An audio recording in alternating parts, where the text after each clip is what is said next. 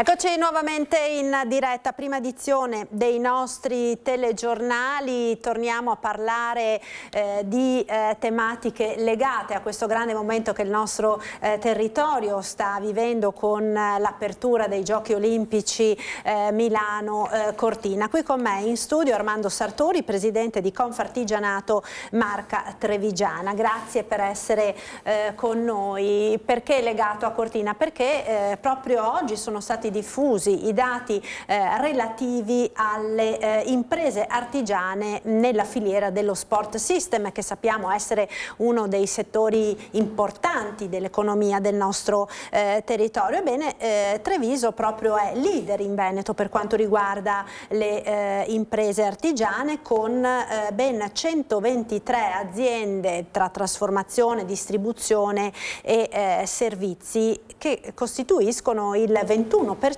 delle 581 imprese artigianali del Veneto. Quindi, Sartori, stiamo parlando di numeri davvero importanti. Sì, stiamo parlando di un settore appunto importante in provincia di Treviso, un settore che purtroppo è in difficoltà come tanti, ma che vede un'opportunità in questo evento, in questa Olimpiade invernale Milano-Cortina, per, diciamo così, conoscere una nuova primavera e quindi per insistere e per dare ancora valore a questo mercato.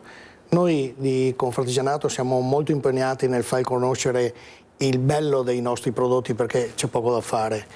Siamo leader anche nel bello, anche nelle cose fatte bene, perché questo è sostanzialmente l'arte artigiana, l'arte del saper fare italiano. Il plus valore anche appunto del saper fare italiano nel mondo. Guardate, non c'è storia, io sarò anche di parte, però non c'è storia. Noi abbiamo delle competenze, abbiamo dei saperi che il mondo ci invidia, quindi ben vengano queste occasioni qua, ben venga Milano Cortina, e cerchiamo di sfruttare al massimo, visto che abbiamo gli occhi del mondo puntati, per farci conoscere. Ecco, quindi come possiamo sfruttare al massimo? Qual è il messaggio, diciamo, che voi lanciate? Perché un conto sono le parole, un conto poi infatti si tratta di quello che potrebbe essere un treno che passa, sul quale bisogna intanto andiamo sul concreto. Parlano per noi i nostri prodotti, che adesso non me ne voglia il mondo intero, ma insomma noi non facciamo cineseria sostanzialmente, quindi noi abbiamo dei prodotti di valore e poi usiamo tutti gli strumenti, anche quelli più conosciuti, più in voga. Non so, faccio un esempio: Terra, Confartigianato Imprese Venete sta mandando proprio in questi momenti a Cortina dei video dove racconta l'arte artigiana attraverso appunto dei video, addirittura dei suoni. Quindi noi non dimentichiamoci che Veneto vuol dire marmo, vuol dire calzatura, vuol dire occhialeria, vuol dire meccanica, vuol dire ceramica, vuol dire oro. Se volete andiamo avanti fin che volete. Questo è quello che il mondo ci invidia, quindi questo è quello che il mondo deve sapere, che la roba di qualità la trova sicuramente in Veneto, sicuramente a Treviso.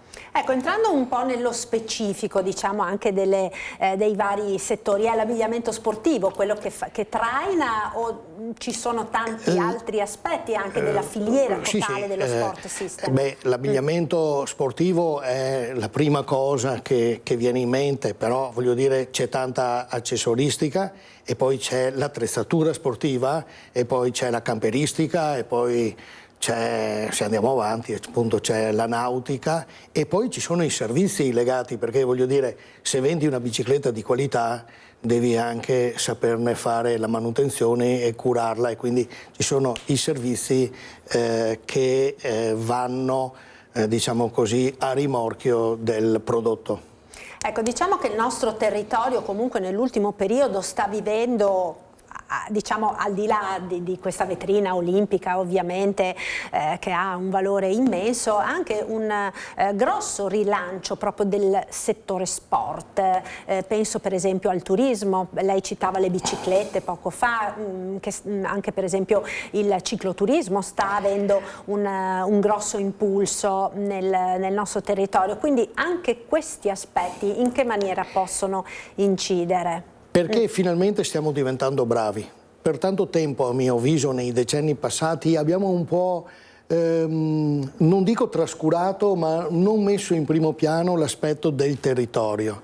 Cioè, voglio dire, adesso arrivano le colline dell'UNESCO, posti assolutamente di valore, posti belli, e quindi il cibo, la gastronomia, quindi le particolarità del territorio lanciano il prodotto e il prodotto sostiene il territorio, quindi le due cose vanno assieme.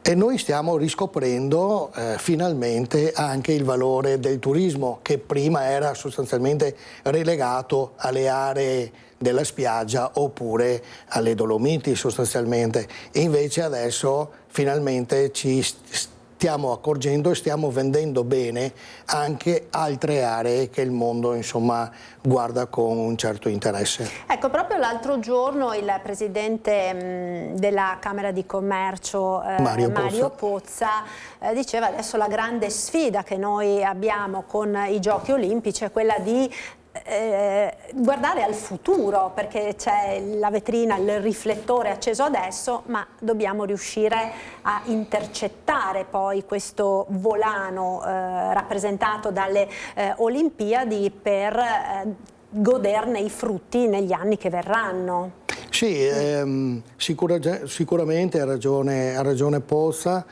Diciamo che le Olimpiadi accendono la miccia, poi insomma il fuoco bisogna saperlo alimentare. Io voglio essere fiducioso, intravedo una buona prospettiva. Noi veneti sostanzialmente siamo poco inclini al cambiamento, ma stiamo capendo che ci dobbiamo aprire a un mondo.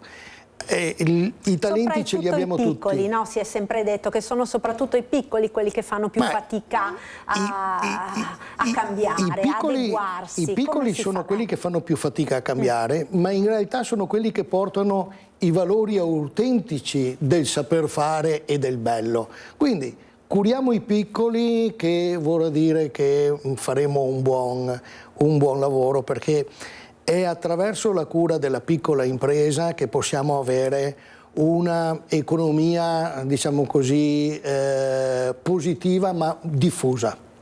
Ecco, in che maniera, per esempio, penso proprio al settore artigiano, si riesce, ed è importante riuscirci a coinvolgere i giovani, a coinvolgere le nuove generazioni, perché stiamo vedendo molto spesso che tante aziende faticano, no, nel passaggio generazionale. Ormai i fondatori cominciano ad avere già in tantissime aziende del nostro territorio una certa età, non sempre i figli sono come dire, disposti a rilevare l'attività dei genitori. Abbiamo un po' sbagliato, la mia generazione ha sbagliato per il passato. Credevamo che lasciare in eredità un lavoro fosse poca cosa, e invece stiamo scoprendo oggi che avevamo valori e saperi che andavano assolutamente tramandati.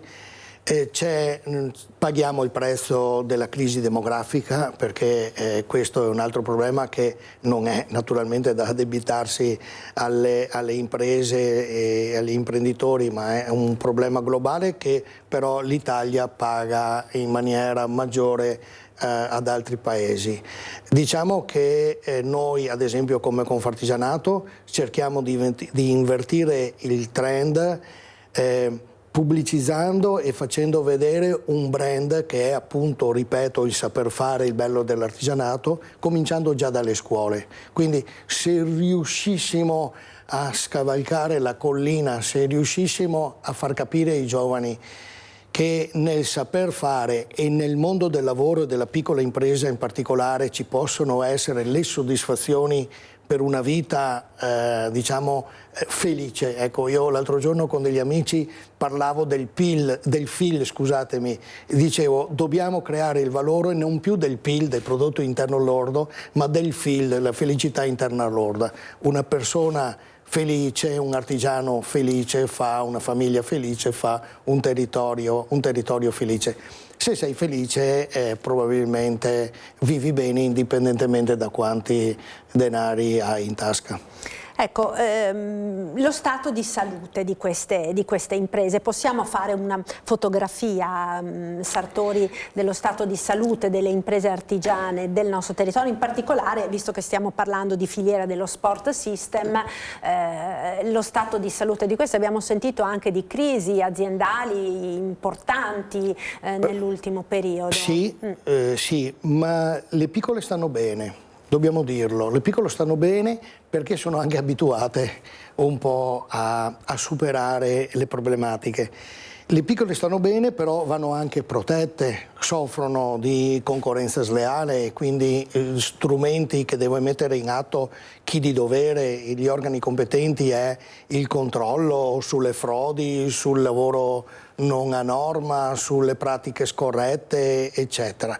E quindi questo è già un valore. L'altra questione dove la piccola impresa soffre è naturalmente negli adempimenti burocratici, che sono talmente tanti che non me ne viene in mente uno, cioè tanto per dire, perché siamo in una tempesta di adempimenti che di fatto non ti fanno lavorare, quindi non ti fanno produrre. Diciamo che la piccola impresa è il valore aggiunto del territorio, perché in qualche maniera ne viene fuori. È difficile che il piccolo imprenditore faccia cassa integrazione, che faccia licenziamenti, cioè che il piccolo imprenditore è abituato in qualche maniera ad arrangiarsi, e questo è il valore su cui noi dobbiamo combattere. E certo, magari se trova anche dei bravi collaboratori cerca di tenerseli stretti. Se trova dei bravi collaboratori cerca di tenerseli stretti. Prima ho toccato il tema della scuola, ma naturalmente noi ad esempio abbiamo chiesto alla nuova governance del Veneto, in particolare al presidente Stefani, abbiamo chiesto più attenzione alle scuole professionali e alle scuole di formazione, cioè le scuole più tecniche e formative, le scuole più vicine, diciamo così, al mondo del lavoro, perché anche lì è un terreno non da scoprire ma da riscoprire, perché gli imprenditori di adesso sono i tecnici formati 40 anni fa. Certo, e stavamo dicendo, no, dello stato di salute, per cui le vostre richieste, perché alla fine poi abbiamo sentito, no, la burocrazia da un lato, l'intervento sui giovani, in un ABCD, diciamo, delle richieste delle piccole imprese alla politica, perché poi alla fine questo è in vetta. Qual è il primo aspetto? Guardi, il primo aspetto è quello che ho citato un attimo fa per ultimo, le scuole. Okay? Cominciamo da lì.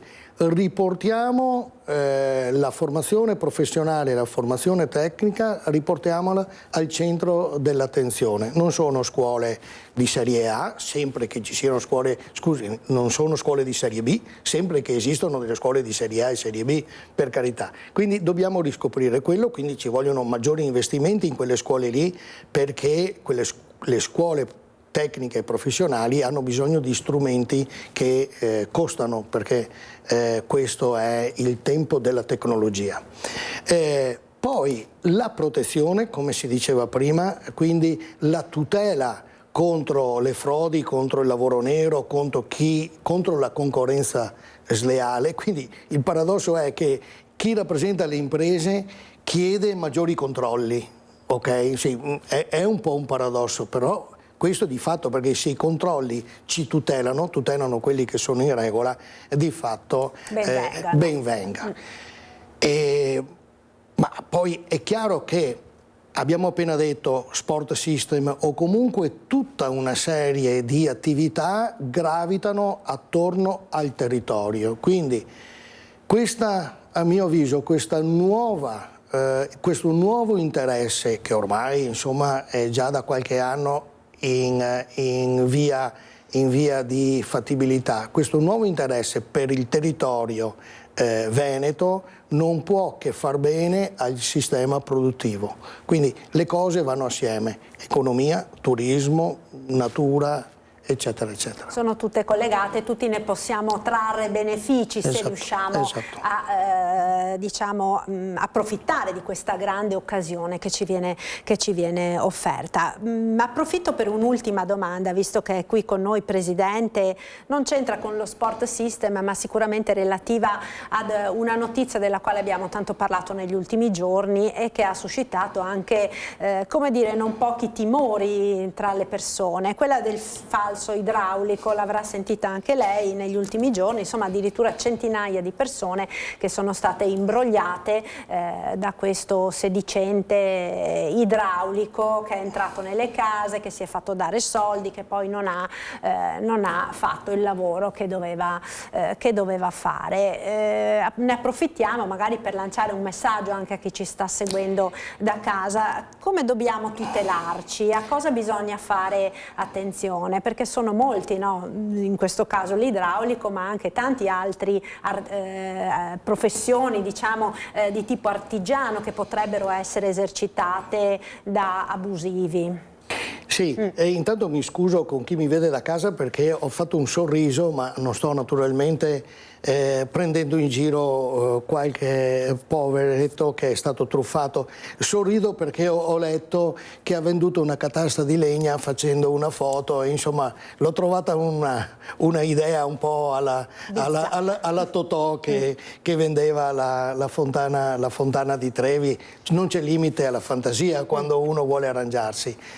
Detto questo, ci sono dei contenuti su quello che sta accadendo. Allora, intanto mi chiedo, intanto noi siamo un'organizzazione, se avete delle difficoltà in qualche maniera, c'è la Confartigianato, c'è la CNA, ci sono le rappresentanze in genere verificate prima di far venire gente in casa, che poi tra l'altro è una cosa molto delicata, perché voglio dire l'idraulico, il seramentista, il pavimentista, cioè chi va a fare dei servizi in casa, bisognerebbe perlomeno conoscerli, perché si aprono le porte di casa nostra e voi capite che è una cosa piuttosto delicata. È vero che noi siamo abituati un po' come veneti a fidarci, però sono finiti quei tempi. E questo però dimostra anche un'altra cosa, che c'è anche una certa, come dire, una certa difficoltà nel trovare delle persone che vengono a fare questo tipo di servizi, quindi ritorniamo al discorso di prima, no? Quindi voglio dire, anche i giovani, guardate che c'è nel mondo dell'artigianato, ci sono delle possibilità. Come possiamo difenderci? Con il metodo che usavamo una volta, nel chiamare chi si conosce. Noi siamo la realtà dei paesi, non è pensabile cercare un idraulico in internet, a mio avviso. Io capisco che queste sono le nuove modalità con cui ci si approccia al mondo, però per far entrare qualcuno in casa mia io mi fermerei alle vecchie modalità. Chiamo il cugino del cugino o il compare, insomma, o il comunque fratello. Accertarsi in qualche maniera di chi si fa entrare nella propria abitazione. Sì, questo è un delinquente. Beh, ci mancherebbe altro, chiaro. No, ho approfittato perché, visto che era qua Presidente, mi sembrava importante anche far presente a chi ci sta seguendo da casa questo aspetto. Ritorniamo al discorso olimpico, perché mi dicono dalla regia che abbiamo in collegamento Dino Ponchio. No, è caduta la linea. Allora vediamo se riusciamo a ricollegarci tra poco. Dino Ponchio, presidente del CONI del Veneto, che ieri appunto era a Milano per la cerimonia inaugurale delle Olimpiadi. Allora io direi, visto che c'è qualche problema di collegamento, andiamo intanto in pubblicità. Io la saluto e la ringrazio, Presidente, per essere stato qui con noi. Andiamo in pubblicità e ci rivediamo tra poco. Grazie a voi.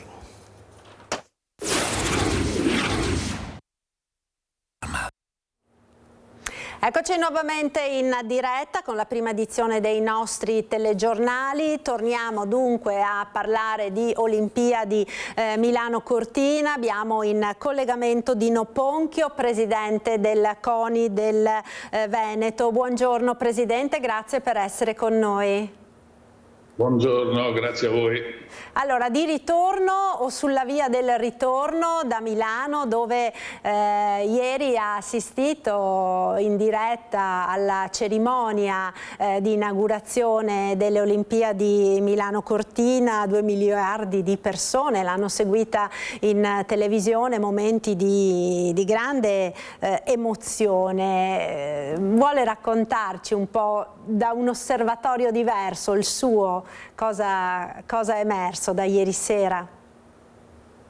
Abbiamo cominciato al mattino con l'inaugurazione di Casa Italia, con un contatto praticamente diretto anche con il Capo dello Stato, con il Presidente Mattarella, molto anche questo interessante, perché è, come si può dire, il salotto buono dove l'Italia accoglie tutti gli ospiti d'onore alle Olimpiadi.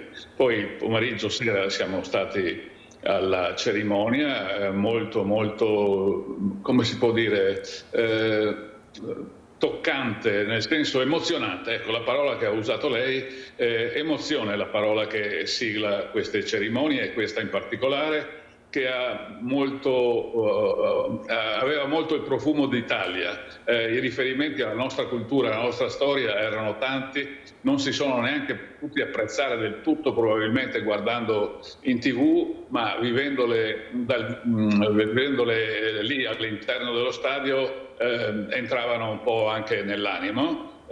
Tanta coreografia, tanta sostanza, tanti nostri nomi eccellenti, tanti ospiti VIP, un po' lunga devo dire, però è un rito, la sfilata delle nazionali, delle nazioni, è un rito intoccabile e intangibile delle Olimpiadi. Vedere passare in rassegna tante etnie, tante nazioni, tante persone, bandiere, emblemi di culture diverse, ma che si trovano unite in questa occasione, è sempre un momento molto importante. E poi importante anche, così, come dicevo prima, lo spettacolo, che era denso di messaggi culturali che attraversano e permeano tutta la storia dell'Italia.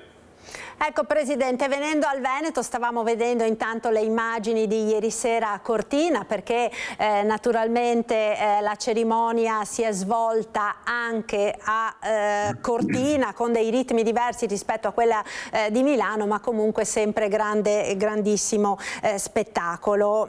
Ora insomma la parola va agli sportivi, va alle gare, si comincia quindi a scendere in pista. Quali sono le aspettative per i veneti, per gli atleti del nostro territorio, anche perché la nostra regione ha comunque sfornato e sta sfornando dei grandi atleti? Ma io ho detto in altre occasioni, qualche tempo fa dicevo che ci voleva un miracolo per vedere le Olimpiadi partire nel Veneto, poi questo miracolo l'abbiamo visto e toccato con mano ed è diventato realtà. E poi ho anche aggiunto sarà un successo, e il successo lo stiamo dimostrando anche con la cerimonia d'apertura. È un successo organizzativo, un successo impiantistico, tecnico impiantistico, perché siamo pronti, a differenza di quanto si temeva. Tutti i nostri impianti sono pronti, all'avanguardia, in particolare quelli del Veneto, e sarà un successo anche tecnico-agonistico, perché, come ha detto, auspicato il Presidente Mattarella, ma come ha detto anche il Presidente del CONI Buonfiglio e il Presidente del Comitato Organizzatore Malagò, aspettiamo una medaglia in più rispetto all'edizione precedente, e quindi puntiamo a 18 medaglie. Probabilmente già oggi stesso ne arriverà qualcuna, in particolare dalla discesa libera maschile, ma non solo.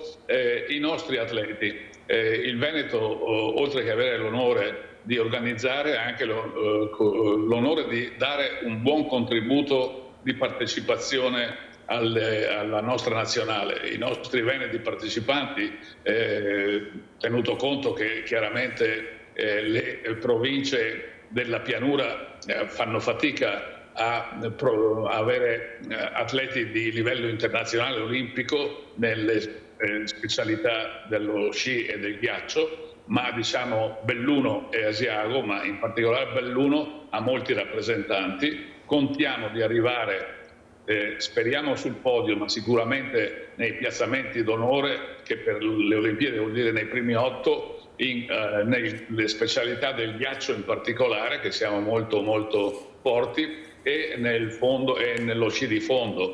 Per il resto, diciamo, la parte del leone la fanno naturalmente le province autonome di Bolzano e Trento, che da sole hanno circa quasi 100 partecipanti di nostri atleti. Noi siamo, mi pare, attorno ai 18-20.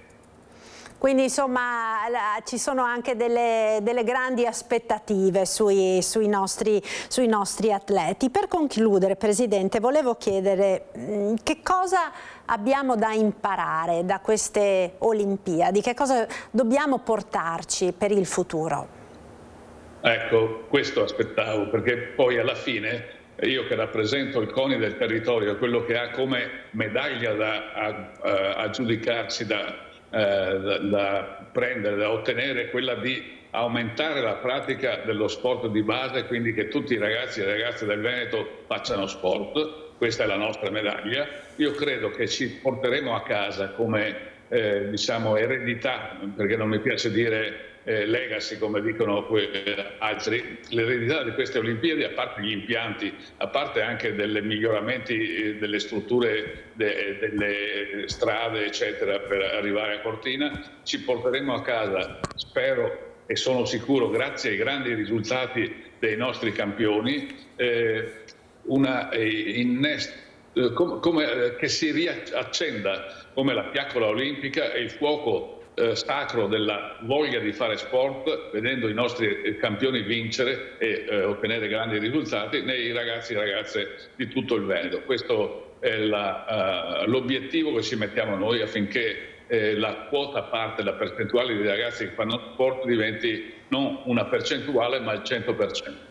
Ecco, l'abbiamo visto per esempio con il tennis, no, Presidente? L'effetto Sinner ha portato tantissimi giovani a praticare questo sport che era andato un po', come dire, nel dimenticatoio negli anni passati, dopo i grandissimi risultati che c'erano stati negli anni, dagli anni 70 agli anni 90. Per quanto riguarda gli sport invernali, lei che cosa si aspetta? Nel senso che purtroppo sono degli sport anche piuttosto costosi per le famiglie, no? Sia per quanto riguarda l'attrezzatura, sia per quanto riguarda gli ski pass e quant'altro. Come possiamo quindi incentivare anche i ragazzi più giovani, i bambini, insomma fin da piccoli, per far sì che possano avvicinarsi a questi sport?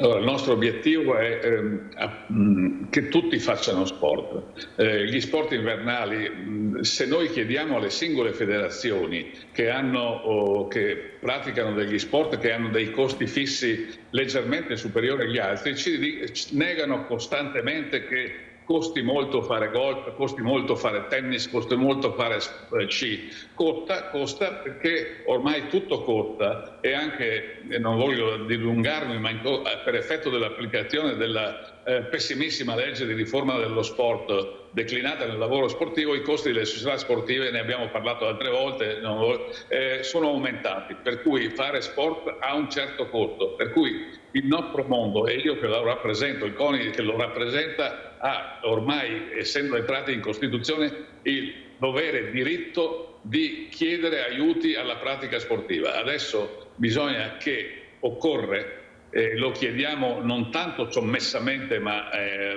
con forza, che chi di dovere, partendo dallo Stato, aiuti la pratica sportiva di base, cercando proprio nel concreto. Ormai non si può più migliorare questa riforma, bisogna solo che Stato, Regione, siamo molto fiduciosi nella nuova governance generale della Regione Veneto e del nuovo assessore allo sport regionale, che aiutino le società sportive che lavorano nel territorio, perché è un lavoro che si interseca con l'educazione, con la formazione, con il sociale. Chiediamo un aiuto perché tutti possano fare sport, compreso sci e gli sport invernali.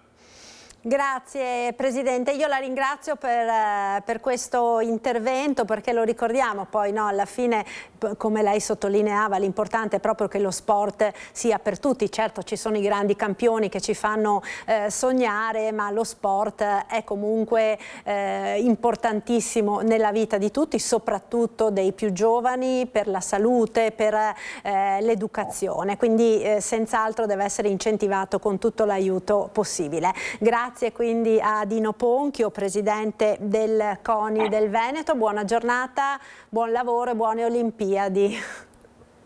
Grazie a voi, arrivederci.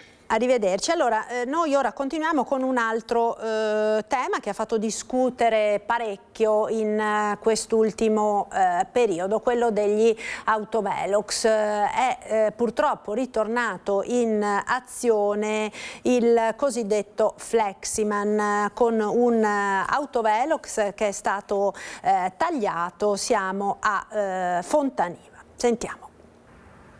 Numerosi fascicoli aperti dalle procure venete, ma per ora Fleximan è rimasto nascosto nel mistero. Solo tra maggio 2023 e gennaio 2024 una quindicina i colpi in tutto il Veneto, con la provincia di Padova che da quel punto in poi inizia a registrarne un numero importante. Nella notte tra il 19 e il 20 gennaio 2024 il misterioso giustiziere dei rilevatori di velocità colpisce a Carceri lungo la regionale 10.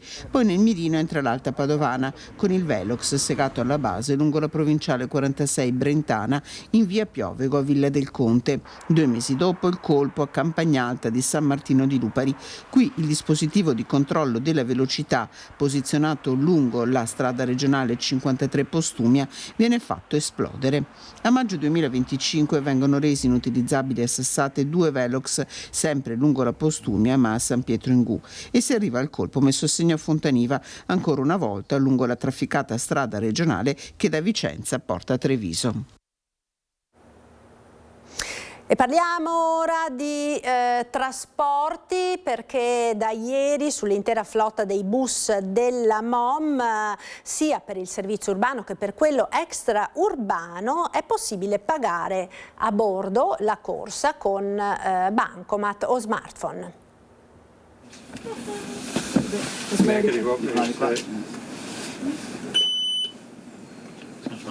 Si chiama Tap It Easy ed è il nuovo servizio di pagamento contactless da oggi attivo su tutti i 450 bus della MOM. Consente di pagare il biglietto direttamente a bordo utilizzando carta di credito, carta prepagata o smartphone. L'importo viene addebitato direttamente sul conto collegato alla carta, un modo che rende più semplice il pagamento soprattutto per gli utilizzatori occasionali del mezzo pubblico che non devono preoccuparsi di acquistare i biglietti o scaricare app.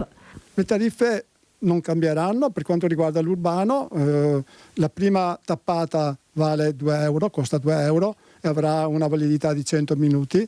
Se uno nella stessa giornata fa una seconda tappata vale sempre 2 euro e altri 100 minuti. Alla terza tappata ovviamente gli sarà addebitato solo 1 euro, quindi entrerà nella tariffa giornaliera e potrà girare su tutti i mezzi urbani, ripeto, di Treviso, di Conegliano, di Vittorio Veneto, di Montebelluna, con 5 euro per tutto il giorno. Anche per l'extraurbano, al terzo tap, quindi 15 euro, scatta la tariffa giornaliera, valida per le 24 ore su tutta la rete. In caso di verifica del controllore, il passeggero dovrà comunicare le ultime 4 cifre della carta che consentiranno alla gente di verificare il tap, una novità che ha visto la prima uscita da presidente della provincia di Marco Donadel. Un bel battesimo con un nuovo servizio ai cittadini. MOM continua ad investire sui mezzi, su nuove dotazioni tecnologiche che si tramutano ovviamente in servizi ai cittadini, nuovo metodo di pagamento che dà la possibilità così a più persone di poter usufruire dei mezzi pubblici e anche maggiore sicurezza per gli operatori che lavorano per la compagnia. Niente campo da calcio a Conegliano, c'è una squadra che si allena dove trova spazio tra piazzali, lampioni e auto parcheggiate. Ciao Gigi, senti, oggi non possiamo allenarci qui a San Martino perché il campo è allagato, è in situazione precaria. A Conegliano c'è una squadra che non si ferma davanti a nulla, nemmeno alla mancanza di un campo da calcio. I ragazzi della Dynamics si allenano in strada, tra le auto parcheggiate e i lampioni c'è chi prova schemi, corre e calcia un pallone. Un calcio povero di strutture ma ricchissimo di cuore, educazione e integrazione. Succede che anche gli Auliano il campo magari è impraticabile, allora andiamo a allenarci nello spazio che c'è tra la chiesa di Ogliano, tra il cimitero, al muro del cimitero, col campanile di mezzo, fari accesi delle macchine e ci alleniamo in quella maniera lì. Senza un campo stabile a disposizione, la società si divide tra il campo di San Martino, dove ha sede e si allenano i più piccoli, e il campo di Ogliano, condiviso con altre squadre. Quando piove e i terreni diventano impraticabili, la prima squadra e i giovani sono costretti a spostarsi nei piazzali in asfalto, davanti alla pizzeria di Ogliano, vicino alla chiesa, perfino accanto al cimitero. Una situazione che il presidente Giancarlo Barizza definisce imbarazzante, ma che non spegne la voglia di far giocare 180 ragazzi divisi in 7 squadre. Metà di loro sono extracomunitari. Qui il calcio è soprattutto integrazione, rispetto e crescita. Noi abbiamo 180 ragazzi, 7 squadre, e su questo campo qua, che ha 2 fari solo che funzionano, perché questi 2 qua non funzionano solo questi 2 qua, si allenano 3 squadre in contemporanea, esordenti, giovanissimi, primi calci. E mentre mancano fari e strutture, non manca l'educazione. Spogliatoi sempre puliti, il calendario delle pulizie fatto dai ragazzi, coppe e disciplina vinte sul campo, allenatori e dirigenti lavorano gratis. C'è perfino chi con un passato in Serie A oggi lava le maglie e segna le linee del campo. Noi questo campo non lo vorremmo mai abbandonare, siamo qui nati e qui vorremmo restare per sempre fino a che la Dynamis esiste. Il problema grosso invece è rappresentato dalla prima squadra, che non ha un campo dove poter giocare la domenica. Noi siamo costretti da 5 anni a cercare campi periferici perché il campo di Ogliano non ha gli spogliatoi sufficienti per ospitare le squadre. È un calcio eroico fatto di sacrifici silenziosi, un calcio che si gioca sull'asfalto ma con una dignità che vale un prato perfetto. Ed è stato inaugurato ieri a Venezia il container itinerante della Regione Veneto per sensibilizzare alla prevenzione. Attraverserà oltre Venezia anche Verona e Belluno, e tra i medici schierati per Milano Cortina c'è anche l'assessore alla sanità Gino Gerosa.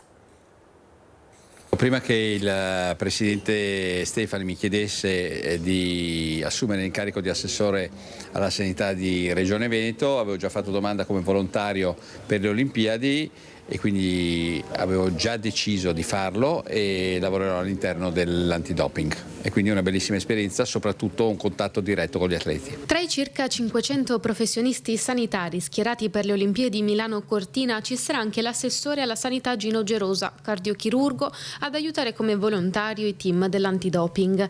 Assessore che ha inaugurato proprio per l'inizio delle Olimpiadi a Venezia il container della prevenzione, un percorso itinerante in 3 tappe che guida chi lo attraversa verso la sensibilizzazione agli screening. La prevenzione è importante per garantire salute ai nostri cittadini, e questo ha un'ulteriore valenza perché un cittadino in salute naturalmente determina una miglior sostenibilità di un sistema sanitario universalistico qual è il nostro. Un'iniziativa nata in collaborazione con Ulsuno Dolomiti, Tre Serenissima, Inove Scaligera e Medici con l'Africa QAM. La cura è tanto importante, ma la prevenzione è ancora più importante.